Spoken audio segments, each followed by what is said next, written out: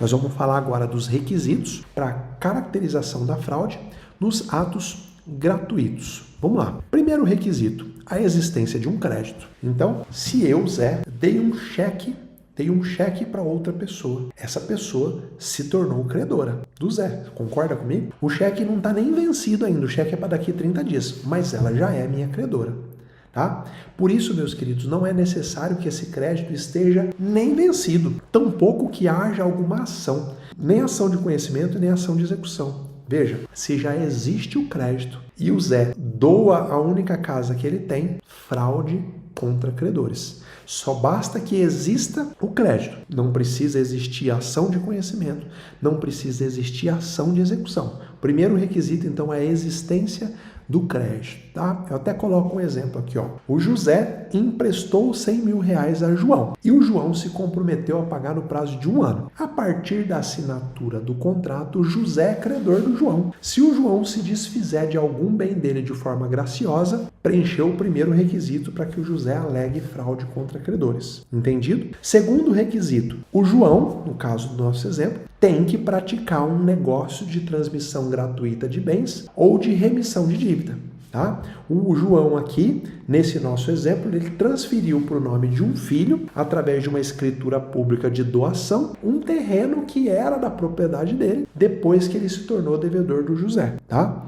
Outro exemplo, o João, ele tinha um imóvel e ele pegou esse imóvel e integralizou o capital social de uma empresa. Ele criou lá uma holding, por exemplo, com os bens que ele tinha. E com isso ele se tornou insolvente. Isso também é um ato de transmissão gratuita. O João tinha uma casa no nome dele e ele passou essa casa para o nome de uma empresa da qual ele é sócio. Ato de transmissão gratuita de bens. É o segundo requisito. Vamos para o terceiro requisito. Esse terceiro requisito é o que causa mais polêmica. O estado de insolvência. Meus queridos, o que é estado de insolvência? Com o exemplo é mais fácil de entender. Quando o João, do nosso exemplo, transferiu o terreno dele para o filho, o João se tornou insolvente, ou seja, ele não tem mais bens suficientes para pagar a dívida que ele fez comigo. Ele não tem uma dívida de 100 mil reais comigo? Quando ele doa o único bem que ele tem para o filho, o patrimônio dele está zerado. Ele tem mais dívida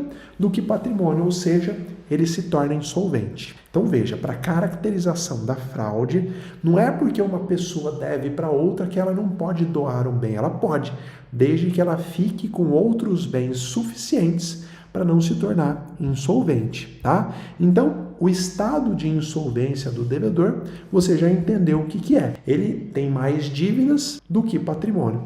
E aqui, meus queridos, eu trago decisões importantes do STF e também do STJ. O STF já decidiu que compete ao devedor provar que ele estava solvente quando ele alienou, quando ele doou aquele bem. Trago aqui o recurso extraordinário número 82523, tá? Outro recurso extraordinário, número 71368. Esses dois recursos extraordinários é o STF dizendo assim: compete ao devedor, quando ele for chamado em uma ação pauliana, provar que ele estava em estado de insolvência quando ele doou aquele terreno. Então, o João, de fato, eu doei para o meu filho, mas olha, eu tinha essa casa, eu tinha esse carro, eu tinha esse dinheiro na conta. Então, compete ao devedor. O STF também, o STF, ele tem precedentes a indicar que compete ao devedor provar a sua solvência. E aqui eu me refiro ao recurso especial número 31366, lá de São Paulo. Recurso especial 31366 de São Paulo. Agora,